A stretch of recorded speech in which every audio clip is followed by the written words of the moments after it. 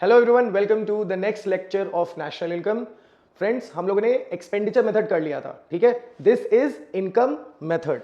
आ जाइए, क्या है इनकम मेथड। सबसे पहले जानते हैं कि नेशनल इनकम के अकॉर्डिंग इनकम मेथड क्या होता है।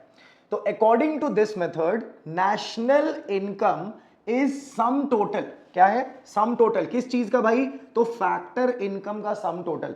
अच्छा, फैक्टर इनकम क्या होते हैं? देखो, बहुत सिंपल सा बात है। तीन फेजेस होते हैं, प्रोडक्शन फेज, डिस्ट्रीब्यूशन फेज और एक्सपेंडिचर फेज। हम लोगों ने एक्सपेंडिचर फेज पढ़ लिया, थोड़ा सा उल्टा पढ़ रहे हैं हम लोग। एक्सपेंडिचर फेज पढ़ लिया, अभी हम लोग किस में आ रहे हैं? इनकम फेज पे आ रहे हैं। तो जो इनकम अर्न किया जा रहा है, कहां पे अर्न किया जा रहा है? डोमेस्टिक टेरिटरी में जो भी लोग इनकम अर्न कर रहे हैं, अब वो सैलरी अर्न कर रहे हो, वेजेस अर्न कर रहे हो, किसी रेंट से कमा रहे हो, कोई कमीशन से कमा रहे हो, जो भी वो कमा रहे हैं उन सबके सम टोटल को हम रखते हैं और वो बन जाता है हमारा national income. According to which method? According to income method. ठीक है, आ जाओ फिर से रीड करना क्या कह रहा है। According to this method, national income is sum total of factor income. National income is sum total of factor income which is earned in domestic territory. कहां अर्न हो रहा है? Domestic territory in a fiscal year. In a fiscal year यानी साल भर में जो लोग फैक्टर इनकम अर्न कर रहे हैं वो सारे फैक्टर इनकम को आप ऐड कर रहे हैं, एक जगह रख रहे हैं और वही बन गया national income according to income method. ठीक है, चलो अभी यहां पे मेजर फोकस हम लोग किस पे कर रहे हैं? इनकम पे। तो क्या सर दोनों टाइप का इनकम है? नहीं सर। ये कौन सा इनकम होगा? Factor income. देखिए बच्चा लोग, दो टाइप का इनकम होता है, एक होता है ट्रांसफर इनकम और एक होता है फैक्टर इनकम। लेकिन हम लोग नेशनल इनकम में सिर्फ किसको काउंट करते हैं? हम लोग सिर्फ काउंट करते हैं फैक्टर इनकम को काउंट करते हैं, ट्रांसफर इनकम को काउंट नहीं करते। समझना मेरी बात। हम लोग वेजेस को काउंट करते हैं, सैलरी को काउंट करते हैं, चैरिटी और डोनेशन को काउंट नहीं करते। ट्रांसफर पेमेंट और ट्रांसफर इनकम उसको कहा जाता है जो फ्री में मिला हो, जिसके बिहाफ में आपने कुछ सर्विस प्रोवाइड नहीं किया, वो ट्रांसफर होता है। बट जिसके बिहाफ में आपने कुछ प्रोडक्टिव सर्विस दिया है या कुछ गुड्स दिए हैं, वो कौन सा होता है? फैक्टर इनकम होता है। तो नेशनल इनकम में सिर्फ कौन सा इंक्लूड होता है? Factor income. याद रखना, बहुत इंपॉर्टेंट पॉइंट है। चलिए, इस मेथड से कौन सा एग्रीगेट काउंट होता है? एग्रीगेट पढ़ाया मैंने, कौन सा एग्रीगेट काउंट होता है? एनडीपीएफसी। अभी जल्दी से कमेंट में बताओ कि कितने एग्रीगेट्स होते हैं टोटल नेशनल इनकम में। ठीक है, चलो आ जाओ। नेशनल इनकम में इनकम मेथड का दूसरा नाम है, अलग नाम क्या है? डिस्ट्रीब्यूटिव शेयर मेथड या फिर डिस्ट्रीब्यूशन मेथड। याद रखना, डिस्ट्रीब्यूटिव शेयर मेथड या फिर कौन सा मेथड? Distribution method. क्यों बोलते हैं सर इसको ऐसा? इस पे बात करते हैं, ध्यान से सुनना। देखो, जब भी इनकम आता है, किसी भी कंपनी के पास इनकम आता है, थोड़ा सा समझना। मान लेते हैं कि ये हमारी कंपनी है, ठीक है। अच्छा, इस कंपनी ने जब अपना प्रॉफिट अर्न किया या फिर जब अपना इनकम अर्न किया, तो इनकम अर्न करके ये एक्सपेंसेस तो काटेगा। यानी सबसे पहले ये क्या पे करेगा? रेंट पे करेगा, अपने जो लेबर्स हैं उनको वेजेस देगा, फिर जितने भी लोग हैं जिनको सैलरी देना वो सैलरी देगा, यानी अदर एक्सपेंसेस। तो क्या ये अपना पूरा का पूरा इनकम खुद एंटरप्रेन्योर अपने पास ले जाता है या बिजनेसमैन अपने पास ले जाता है? नहीं, वो क्या होता है? डिस्ट्रीब्यूट होता है। वो क्या होता है? डिस्ट्रीब्यूट होता है। डिस्ट्रीब्यूट होता है अमंग फैक्टर्स ऑफ प्रोडक्शन। तो यहां पे यही बात आ गई है कि जब भी नेशनल इनकम हम काउंट करते हैं तो जो हमने बांटा था, अगर आप उसको जोड़ लेते हो तो वो नेशनल इनकम बन जाता है। इसीलिए इस प्रोसेस को, इस फेज को डिस्ट्रीब्यूशन फेज और इस मेथड को डिस्ट्रीब्यूटिव शेयर मेथड बोला जाता है। ठीक है, आई होप समझ में आया। अब आगे बढ़ते हैं। देखो, फॉर्मूला क्या है? फॉर्मूला है NDPFC is equal to COE plus OS plus MI. Repeat करिए मेरे साथ, NDPFC is equal to COE plus OS plus MI. अब ये क्या है सर? एक एक करके जान लेते हैं। सबसे पहले नेम एनडीपीएफसी। एनडीपीएफसी को क्या बोला जाता है? Domestic income. क्या बोला जाता है? डोमेस्टिक इनकम बोला जाता है। ये चीज याद रखिएगा। देखो, एनएनपीएफसी क्या बोला जाता है? National income. यानी जब भी आपसे बोला जाए टू कैलकुलेट नेशनल इनकम, क्या होगा? नेशनल इनकम होगा, एनएनपीएफसी होगा, राइट। और जब भी डोमेस्टिक इनकम बोला जाएगा वो क्या होगा? एनडीपीएफसी। इसी तरीके से जल्दी से हमको बताओ कि ग्रॉस इनकम किस एग्रीगेट को बोला जाता है? ठीक है, किस एग्रीगेट को ग्रॉस इनकम बोला जाता है? चलिए अब आ जाइए। सीओई, सीओई का मतलब क्या हो गया? Compensation of employee. सीओई का मतलब हो गया कंपनसेशन ऑफ एम्प्लॉई। बढ़िया। ओएस का मतलब क्या हो गया? Operating surplus. अभी सिर्फ फुल फॉर्म देख रहे हैं। COE compensation of employee, employee को कितना पैसा दिया गया, ओएस ऑपरेटिंग सरप्लस। ये बेसिकली एक अकाउंटिंग कंसेप्ट है जिसको हम लोग इकोनॉमिक्स में इनकम मेथड में यूज करते हैं। Next is MI. एमआई क्या होता है, MI is your mixed income of self employed.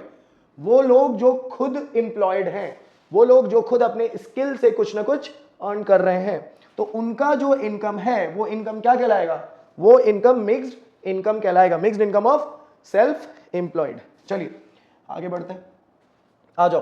Compensation of employ, sorry क्या आ रहा है, कंपनसेशन ऑफ एम्प्लॉय। नाम से ही क्या लग रहा है कि एम्प्लॉइज को जो पैसे दिए जा रहे हैं, एम्प्लॉइज को जो कंपनसेट किया जा रहा है, किस चीज के लिए, भाई आप काम करवा रहे हैं लोगों से, आप एम्प्लॉइज से काम करवा रहे हैं, तो फ्री में काम नहीं करवाइएगा ना, उसके बदले कुछ ना कुछ पेमेंट करिएगा। ऐसे भी सर्कुलर फ्लो में हम लोग ने पढ़ा है कि whenever an employee goes to work from household sector to producer sector, वो सर्विस लेके जाता है और उसके बदले उसको क्या मिलता है, उसके बदले उसको मिलता है वेजेस, उसके बदले उसको मिलता है सैलरी। तो बेसिकली उस हेड को नेशनल इनकम में क्या बोला है, कंपनसेशन ऑफ एम्प्लॉय बोला है। अब देखो, it is factor income, it is factor income, जो कौन अर्न कर रहा है, अर्न बाय लेबर, या फिर कह सकते हो earn by factor service provider, है ना। तो लेबर हम मानते हैं, earn by labour in exchange of their factor service. यानी कोई भी आदमी जब अपना एफर्ट लगाता है किसी भी कंपनी में, तो उस कंपनी के अगेंस्ट जो उसको पैसे मिलते हैं, उस एफर्ट के अगेंस्ट जो उसको पैसे मिलते हैं, वो क्या कहलाता है, वो कहलाता है कंपनसेशन ऑफ एम्प्लॉय। अब समझिए, कंपनसेशन ऑफ एम्प्लॉय डायरेक्ट दे सकता है, अगर डायरेक्ट दिया है तो बहुत बढ़िया, बहुत अच्छा आपके लिए, क्वेश्चन में डायरेक्ट दिया कंपनसेशन ऑफ एम्प्लॉय, कोई दिक्कत नहीं है। लेकिन अगर डायरेक्ट नहीं दिया है तो इसको 3 कैटेगरी में बांट सकते हो। देखो, कंपनसेशन ऑफ एम्प्लॉय में ना हमेशा स्टूडेंट्स को बहुत कंफ्यूजन रहता है, सर ये आएगा, ये नहीं आएगा, क्या ऐड करें, क्या ऐड नहीं करें। तो सिंपल आप ऐसे समझना कि आप किसी के लिए काम कर रहे हो और उस काम के बदले अगर सामने वाला आपको पैसे दे रहा है तो वो कंपनसेशन ऑफ एम्प्लॉय आएगा, लेकिन काम के ही बदले, ठीक है। तो इसको ना 3 तरीके से, 3 हेड में बेसिक हम लोग पढ़ेंगे। पहला क्या हो गया, wages and salary in cash. सामने वाला कैश में ले सकता है। चलो एग्जाम्पल लेते हैं, एग्जाम्पल, इनको तो सब लोग पहचानते होंगे, कौन है ये, विनोद, है ना, कौन है, पंचायत सबने देखा है ना, ये कौन है, ये हमारे विनोद। विनोद कहाँ से निकल गए, विनोद गांव से निकल गए, फुलारा से निकल गए, कहाँ आ गए, ये आ गए फैक्ट्री। ये कहाँ आ गए, ये आ गए फैक्ट्री। कौन सा फैक्ट्री ज्वाइन किया पता है, ये ज्वाइन किए टाटा फैक्ट्री। ये कहाँ ज्वाइन किए, टाटा फैक्ट्री, है ना। तो अभी टाटा फैक्ट्री में जैसे ये ज्वाइन किए, इनसे पूछा गया कि क्या विनोद, क्या लीजिएगा, राइट, मतलब अब आप अपने काम के बदले क्या लीजिएगा, तो ये बोले कि जो दे दीजिए भैया, राइट। ये तो हम्बल आदमी, सब जानते हो। तो इन्होंने क्या क्या चीज, क्या मिला इनको, इसके बारे में बात करते हैं। देखो, सबसे पहले इनको मिला इनका सैलरी। क्या मिला, सैलरी यानी वेजेस। इनको मिल गए वेजेस, इनको दिए गए पूरे के पूरे 10,000 रुपए की, भाई महीने का 10,000 रुपए आपको मिलेगा। विनोद तो खुश एकदम, है ना। तो ये क्या हो गया, ये हो गया 10,000 रुपए। फिर बोला गया कि विनोद एक काम करिए, आप अभी फुलेरा गांव से आए हैं, आप हमारे पास कहाँ रहिएगा, आप शहर में रहिएगा तो कहाँ रहिएगा, तो एक काम करते हैं, आपको एक क्वार्टर दिलवा देते हैं। तो अगर इनको घर दिया जा रहा है रहने के लिए कि भाई आप रहिए और काम करिए, वहीं फैक्ट्री में एक क्वार्टर दे दिया कि आप यहीं पे रहिए और यहीं पे काम करिए। अब ये जो चीज दिया, ये क्यों दे रहा है, काम करवाने के लिए दे रहा है ना, तो ये क्या कहलाएगा, ये कहलाएगा wages and salary in kind. जब लोगों को किसी सामान के रूप में दिया जाता है, बेसिकली कैश नहीं दिया गया, कैश के जगह पे कुछ फैसिलिटीज अगर दे दी जाती हैं, तो फैसिलिटी क्या कहलाता है, wages and salary in cash. उसका मॉनेटरी वैल्यू यहां पे ऐड हो जाता है, ठीक है। जैसे अगर ये कहीं और घर लेके रहते तो रेंट लेते, यहां पे उनको दे दिया घर कि भाई आप यहां पे रहिए, तो वो क्या हो गया, wages and salary in kind. अब देखो, तीसरा है employers contribution to social security scheme ना। ये एक चीज है जो आपको थोड़ा सा समझना है, थोड़ा सा दिमाग लगाना है, तो इस पे हम आगे बात करेंगे। अभी इनको साथ में रहिए, अभी हम लोग यहाँ पे पकड़ के चलेंगे, क्योंकि इसी से हम लोग पूरा का पूरा कंपनसेशन ऑफ एम्प्लॉय समझेंगे, ठीक है। चलो आ जाओ, एक एक करके समझते हैं। Wages and salary in cash, इसमें क्या क्या चीजें आएंगी। सबसे पहला आ जाएगा wages, wages and salary, as you know direct question में दिया रहेगा वेजेस एंड सैलरी, और सब लोग समझते भी हैं। दूसरा है dearness allowance. What is dearness allowance, समझो बात को समझना। डियरनेस अलाउंस, विनोद है फुलेरा गांव का, एकदम गांव, वहां पे चीजें सस्ती होंगी वहां पे चीजें बहुत सस्ती हैं, वहां पे वो कुछ भी सामान खरीदने जा रहे हैं, चाय पीने जा रहे हैं, बड़ा सस्ता चाय मिल रहा है, वो आगे टाटा, मान लो जमशेदपुर आगे काम करने के लिए। अब फुलेरा के कंपैरिजन में जमशेदपुर तो महंगा होगा, जाहिर सा बात है महंगा होगा। अब ऐसे केस में जब वो यहां पे शिफ्ट किए तो उनका खर्चा वही रहा कि बढ़ गया? खर्चा तो बढ़ जाएगा ना, बेचारा खर्चा भी बढ़ गया, अपने भैया से भी अलग हो गया, राइट, खैनी खाने को भी नहीं मिलेगा। तो यहां पे क्या हो गया? खर्चा बढ़ गया। क्या हो गया? खर्चा बढ़ गया। तो उस खर्चे के बिहाफ में कि भाई तुम गांव पे थे, कुछ खर्चा नहीं था तुम्हारा, तुम यहां आए हो, तुम्हारा महंगाई बढ़ गया, महंगाई के कारण तुम्हें और ज्यादा खर्च होगा, तुम शिफ्ट किए हो, तो इसके बदले क्या मिलता है? डियरनेस अलाउंस मिलता है। क्या मिलता है? Dearness allowance. जनरली ये परमानेंट स्टाफ को मिलता है, बट डियरनेस अलाउंस मिलता है। ये चीज आप याद रखिएगा, अगर क्वेश्चन में दिया हुआ है डियरनेस अलाउंस तो ऐड करना है। अच्छा, इसी में कमीशन भी दे सकता है। इसी में क्या कह रहा है कि कमीशन भी दे सकता है कि कुछ काम करवा दिया, कुछ एक्स्ट्रा काम करवा दिया, जो मार्केटिंग का कुछ काम करवा दिया जिसमें कमीशन बेस्ड था, तो कमीशन भी ऐड होता है। लास्ट हो गया बोनस। लास्ट क्या हो गया? बोनस। यानी इन शॉर्ट अगर हम एग्जांपल से हट के भी बात करें तो सिंपल कंपनसेशन ऑफ एम्प्लॉय में 3 कैटेगरी आते हैं, एक wages and salary in cash, एक wages and salary in kind, और एक employers contribution to social security scheme. अभी एम्प्लॉयर्स इन कैश में इतने सारे पॉइंट्स आ सकते हैं, wages and salary, dearness allowance, commission, bonus etcetera. जो भी चीज पैसे में मिल रहा है, ठीक है, जो भी चीज आपको मॉनेटरी वैल्यू में मिल रहा है वो पूरा का पूरा यहां पे आ जाएगा, wages and salary in cash. ठीक है, नेक्स्ट आते हैं wages and salary in kind. मतलब पैसा नहीं दे रहे, समझो, पैसा नहीं दे रहे, पैसे की जगह पे घर दे दिया, पैसे की जगह पे गाड़ी दे दी, भाई गाड़ी चलाओ। जो इंपॉर्टेंट इंप्लॉइज हैं उनको वैल्यू देने के लिए कंपनीज जनरली ऐसा करती हैं, घर दे दिया, गाड़ी दे दिया, हॉस्पिटल के एक्सपेंसेस दे दिए, इंश्योरेंस करा दिया। हेल्थ इंश्योरेंस होता है, फैमिली इंश्योरेंस होता है। हेल्थ इंश्योरेंस मतलब अगर आपकी तबीयत खराब हुई तो आप टेंशन नहीं लीजिए, आपका जो बिल होगा हॉस्पिटल का वो कंपनी पे करेगी। ऐसी फैसिलिटीज अगर दी जा रही हैं, बच्चों के स्कूल का फीस दिया जा रहा है, तो ये सब किस में आ जाएगा? Wages and salary in kind में आ जाता है। ठीक है, rent free home, free car, free medical, free education, यानी ये सारी चीजें अगर प्रोवाइड करते हैं, कोई भी कंपनी अगर प्रोवाइड करती है तो वो किसमें आता है? Wages and salary in cash. जैसे देखो टाटा इसमें बहुत अच्छा है, टाटा कंपनी इन चीजों में बहुत अच्छा है। टाटा कंपनी अपना स्कूल है, टाटा कंपनी का अपना कॉलेज है, जो भी इंप्लॉई है, इंप्लॉई के जो बच्चे हैं वो इनमें पढ़ते हैं और उसमें कम फीस पे या फिर नेग्लिजिबल फीस मानो उसमें पढ़ते हैं। ये क्या हो गया? ये हो गया wages and salary in kind. ठीक है, तो 2 कैटेगरी हमने पढ़ लिया। अब आते हैं हम लोग तीसरा कैटेगरी, जो कि बहुत इंपॉर्टेंट कैटेगरी है। इसको एकदम स्टार मार्क करके पढ़ोगे क्योंकि इस कैटेगरी में बच्चों को कंफ्यूजन होता है। पहले समझेंगे, लास्ट में याद करेंगे। ठीक है, contribution of employers in social security scheme. ठीक है, होता क्या है सोशल सिक्योरिटी स्कीम बच्चा, ये समझना। देखो बहुत सिंपल सी बात है, सोशल सिक्योरिटी स्कीम किसको बोलते हैं? नाम से समझो कि सोसाइटी में फ्यूचर में रहने के लिए जो स्कीम आपको सिक्योरिटी प्रोवाइड करे उसको क्या बोलेंगे? Social security scheme. अच्छा, आप सिक्योर कब होते हैं? जब आपका फ्यूचर सिक्योर होता है, जब आप फ्यूचर की अनसर्टिनिटी से डरते नहीं है तो आप सिक्योर होते हैं। तो सोशल सिक्योरिटी स्कीम्स कुछ ऐसे फंड्स को लेके आता है, जैसे प्रोविडेंट फंड एक फंड लेके आया है जिसमें बोलता है कि सुधीर सर काम कर रहे हैं, सुधीर सर जहां भी काम कर रहे हैं वहां से वो अपना सैलरी कम उठाएंगे। ध्यान से सुनना, जैसे मैं पीएफ का बात कर रहा हूं, मैं अगर कहीं पे काम कर रहा हूं तो मैं अपने पीएफ में, मैं अपने सैलरी से कुछ पैसे कम उठाऊंगा। जैसे अगर 100 रुपए मेरी सैलरी है तो मैं 10 रुपए कम उठाऊंगा, 90 उठाऊंगा। ठीक है, और मेरा एम्प्लॉयर भी बोलेगा कि ठीक है, आपने 10 किस में डाल दिया? पीएफ में डाल दिया, तो हम भी 10 किस में डालेंगे? पीएफ में डालेंगे, और ऐसे ऐड होके मेरे फ्यूचर पीएफ अकाउंट में 20 रुपए जाएंगे महीने के।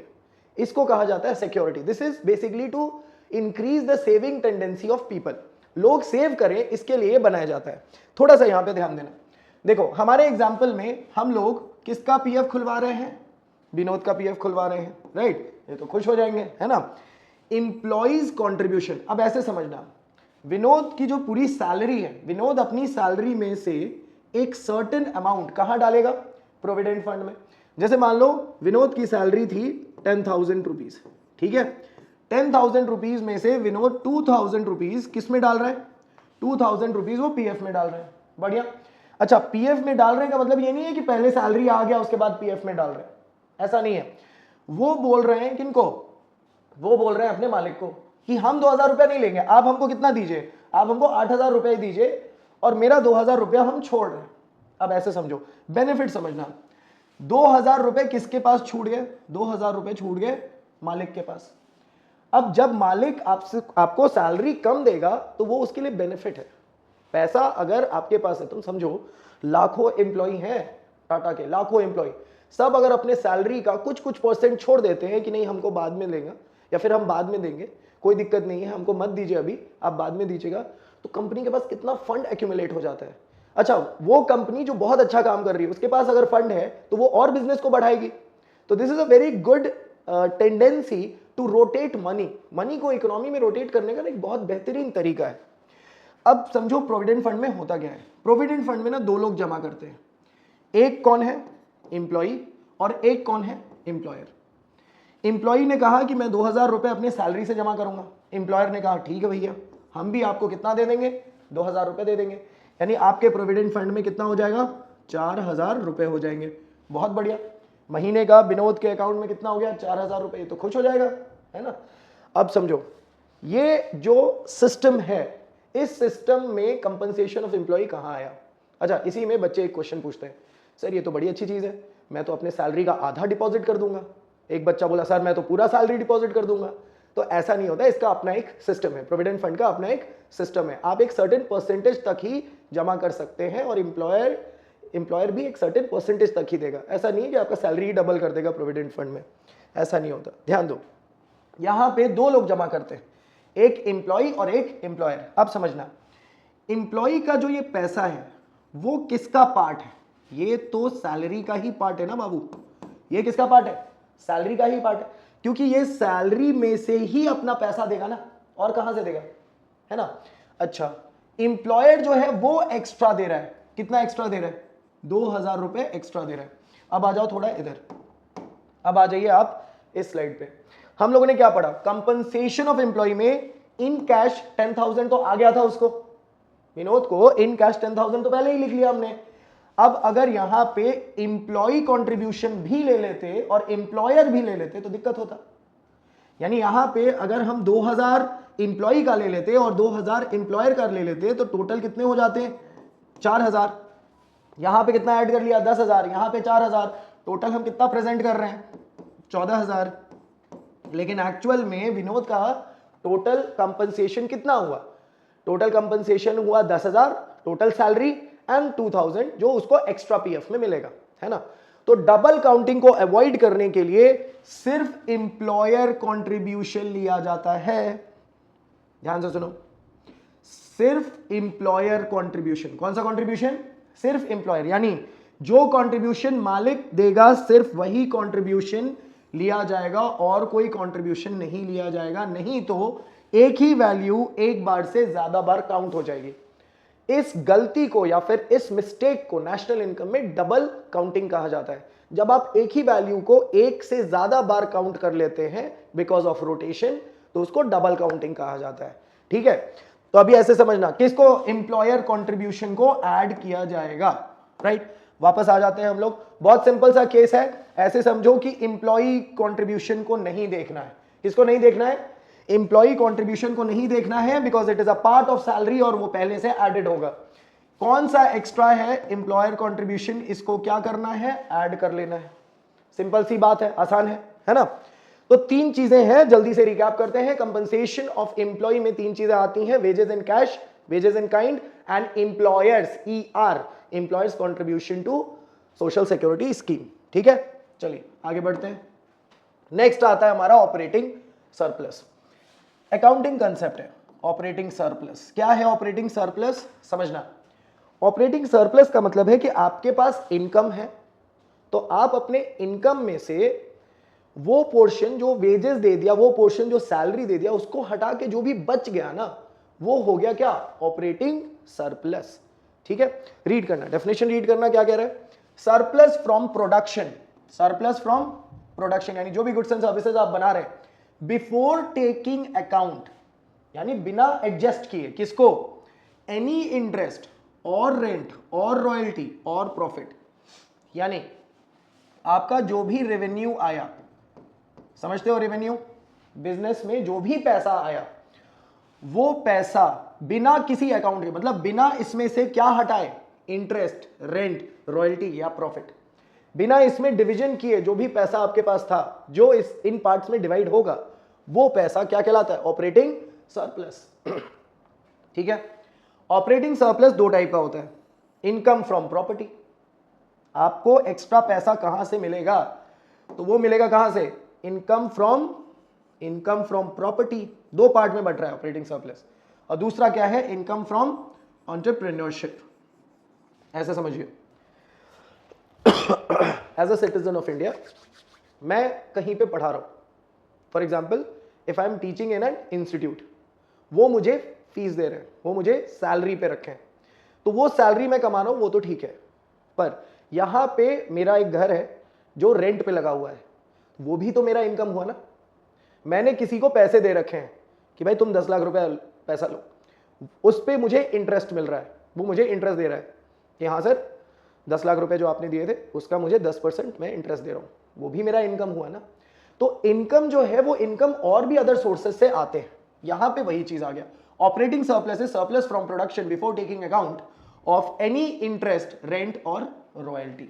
ठीक है, दो टाइप का होता है, प्रॉपर्टी से इनकम जनरेट करना और एंटरप्रेन्योरशिप से इनकम जनरेट करना। अब समझना, इसको समझना, इसको याद करने का कंसेप्ट समझना। शॉर्ट में ऐसे याद करना, ये है ओएस, यहां पे शॉर्ट में आप याद करिएगा RIP, यहां पे शॉर्ट में क्या याद करिएगा, RIP, बढ़िया, RIP। यहां पे आप ऐड करिएगा CCD। अब इसके लिए ना मैंने एक ऐसा ट्रिक बनाया था कि हमारा एक दोस्त है, हमारा एक दोस्त कौन है, दोस्त मान लेते हैं विनोद, हाँ, हमारा दोस्त विनोद। अभी विनोद गया कॉफी पीने, कहाँ पीने, नया नया आया था भाई, टाटा से काम करके पैसे मिले तो कॉफी पीने गया। कहाँ कॉफी पीने गया, CCD में। कॉफी पीने कहाँ गया, CCD में जैसे ही बिल आया, इसका क्या हो गया, RIP। क्या हो गया इसका, RIP। बिल देखते ही विनोद का क्या हो गया, RIP। तो विनोद गया कहां कॉफी पीने, CCD, जैसे ही बिल आया क्या हो गया इसका, RIP। बोले ये कटोरा में ये कॉफी देने का 400 रुपया, RIP। ठीक है, याद रखना है इससे। Operating surplus, rent, interest, profit, corporate tax, corporate saving and dividend. अभी समझते हैं कि ये है क्या। देखो बहुत सिंपल है, ऑपरेटिंग सरप्लस डिवाइड हो रहा है रेंट यानी प्रॉपर्टी से, तो रेंट और रॉयल्टी। दूसरा आ रहा है इंटरेस्ट, यानी आपने लोन दिया था, कहीं कैपिटल दिया था तो वो इंटरेस्ट आ रहा है। लास्ट है प्रॉफिट, प्रॉफिट का डिवीजन याद रखना है, बाकी रेंट रॉयल्टी आपको पता है ना। रॉयल्टी में कुछ बच्चों को कंफ्यूजन होगा, रॉयल्टी क्या होती है, जब आप कोई भी एक स्पेसिफिक कॉपीराइट किसी को देते हैं तो उसके बदले जो पैसा मिलता है वो रॉयल्टी है। जैसे राइटर्स को रॉयल्टी मिलता है, ठीक है, तो रॉयल्टी रेंट ही है कि आप यूज कर सकते हैं मेरे राइट को, उसका पैसा मिल रहा है। तो rent and royalty, interest and profit. अब ऐसे समझो, जब भी कंपनी का प्रॉफिट आता है, जब भी कंपनी का प्रॉफिट आता है, जैसे ये है कंपनी का प्रॉफिट, तो क्या कंपनी का प्रॉफिट, फिर वही बात है, मालिक क्या लेके जाते हैं, क्या रतन टाटा लेके जाते हैं पूरा पैसा, लाओ भाई ले जा रहे हैं, क्या अंबानी लेके जाते हैं, नहीं। जैसे ही प्रॉफिट आया, प्रॉफिट में से सबसे पहले क्या जाता है, कॉर्पोरेट टैक्स। सबसे पहले क्या जाता है बाबू, कॉर्पोरेट टैक्स। सरकार आती है, सरकार आती है कंपनी को बोलती है कि भैया टैक्स दीजिए। आप कंपनी है, आप इतनी बड़ी कंपनी चला रहे हैं, हमारे देश में चला रहे हैं, हमारे देश के रिसोर्सेज का यूज कर रहे हैं, तो उसके बदले क्या दीजिए, टैक्स दीजिए। तो प्रॉफिट का जैसे ही पूरा प्रॉफिट आया, प्रॉफिट का मेजर हिस्सा कौन लेके चला जाता है, नॉट मेजर हिस्सा कह सकते हैं, टैक्स। सबसे पहले टैक्स कटता है। टैक्स कटने के बाद जो प्रॉफिट बचता है, इसमें दुविधा है, किसको दें किसको नहीं दें, कितना दें कितना नहीं दें, क्योंकि प्रॉफिट जो होता है वो मालिक का होता है। प्रॉफिट किसका होता है, मालिक का। ध्यान से समझना, प्रॉफिट आफ्टर टैक्स यानी टैक्स कटने के बाद जो पैसा बचा वो मालिक का है, और कंपनी का मालिक होता है शेयर होल्डर। कंपनी का मालिक कौन होता है, शेयर होल्डर। अब ऐसे समझो, रतन टाटा साहब आए, उन्होंने शेयर होल्डर से बात की, उन्होंने कहा कि देखिए हम इलेक्ट्रिक व्हीकल पे काम कर रहे हैं, हम इलेक्ट्रिक व्हीकल पे अच्छा काम कर रहे हैं, इस साल हमारा प्रॉफिट आया है, इस साल हमारे प्रॉफिट में टैक्स देने के बाद बच रहे हैं 100 करोड़। अब हम सोच रहे थे कि इस 100 करोड़ में से 70 करोड़ इलेक्ट्रिक में लगा दे, ये बस हाइपोथेटिकल है नहीं, ठीक है। ये बता के इन्वेस्ट नहीं करवाने लगना किसी को, ये बस मैं मजाक कर रहा हूँ, मतलब आपको समझाने के लिए एग्जांपल ले रहा हूँ। अब समझो, रतन टाटा ने क्या कहा कि जो 70 करोड़ प्रॉफिट आए हैं उनमें से मैं सोच रहा हूँ 100 करोड़ में से 70 करोड़, है ना, टोटल प्रॉफिट कितना आया था 100 करोड़ आफ्टर टैक्स, ये है after tax profit after tax, PAT बोलते हैं इसको शॉर्ट में, ठीक है। 100 करोड़ में से रतन टाटा बोल रहे हैं एज अ डायरेक्टर कि हम सोच रहे हैं कि 70 करोड़ वापस अपने इलेक्ट्रिक कार पे लगा दें। किस पे लगा दें? इलेक्ट्रिक कार, बढ़िया बात। अब रतन टाटा बोल रहे हैं, क्या कोई मना करेगा? सोचो, उनको मना करेगा? नहीं मना करेगा, he is a very renowned figure में, उनको मना नहीं करेगा, राइट। अभी 70 करोड़ में उन्होंने कहा कि हम वापस लगाना चाहते हैं, यानी वो कंपनी में ही रखना चाहते हैं, यानी वो 70 करोड़ क्या करना चाहते हैं? सेव करना चाहते हैं, ताकि कंपनी में वापस उसको लगाया जा सके। इसको क्या बोलते हैं? Corporate saving. इसको क्या बोला जाता है? Corporate saving. इसका नाम अनडिस्ट्रीब्यूटेड प्रॉफिट भी है। क्या नाम है इसका? अनडिस्ट्रीब्यूटेड प्रॉफिट, क्योंकि ये पैसा कंपनी से बाहर नहीं जाएगा, ठीक है। रिमेनिंग कितना बचा? 70 गया तो 30 बचा। बोल रहे हैं 30 बांट दो। 30 किस में बांट दो? जितने हमारे शेयर होल्डर हैं उनमें बांट दो। तो ये जो 30 बट गया वो क्या बन गया? डिविडेंड। वो क्या बन गया? डिविडेंड। प्रॉफिट का वो हिस्सा जो शेयर होल्डर्स को मिल जाता है अकॉर्डिंग टू देयर शेयर्स, वो क्या कहलाता है? डिविडेंड कहलाता है। तो रिमेनिंग अमाउंट इनको बट गया, ये क्या हो गया? डिविडेंड हो गया, ठीक है। रिवाइज करें जल्दी से, देखो ऑपरेटिंग सरप्लस 3 पार्ट में बटा है, रेंट, इंटरेस्ट और प्रॉफिट। प्रॉफिट फिर फर्दर डिवाइड होता है 3 पार्ट में, CCD, that is corporate tax, corporate saving and dividend. Corporate tax profit पे लगने वाला वो टैक्स है जो कंपनी से सरकार लेके चली जाती है for providing public services. Undistributed profit, profit after tax का वो पार्ट है जो शेयर होल्डर्स के बीच में नहीं बांटा जाता, जिसको रिजर्व में कंपनी डाल लेती है फॉर फर्दर फ्यूचर प्रोजेक्ट्स। और डिविडेंड वो प्रॉफिट का हिस्सा है जो शेयर होल्डर्स के बीच में बट जाता है, ठीक है। आई होप कंसेप्ट सबको क्लियर हुआ। चलिए, ऑपरेटिंग सरप्लस के बाद लास्ट पोर्शन आता है हमारा मिक्स्ड इनकम। लास्ट पोर्शन है, ठीक है। पढ़े थे ना हम लोग, NDPFC is equal to COE plus OS plus MI, याद रहना चाहिए आपको ये, ठीक है। तो अभी हम लोगों ने COE पढ़ लिया, OS पढ़ लिया, अब लास्ट पोर्शन है MI का। What is MI? What is MI? MI is mixed income of self employed. Word पे ध्यान दो, सेल्फ एम्प्लॉयड, जो खुद में एम्प्लॉयड है, जो किसी कंपनी में नहीं है, जो किसी सरकारी नौकरी में नहीं है, जो खुद में एम्प्लॉयड है, जो खुद अपना बिजनेस करते हैं, जो सोल प्रोप्राइटर है। सोल प्रोप्राइटर मतलब खुद अकेले काम कर रहे हैं। ध्यान दो, बार्बर, बार्बर क्या है भाई? बार्बर अपने स्किल से काम कर रहा है, बाल काट रहा है, लोगों की इनकम अर्न कर रहा है।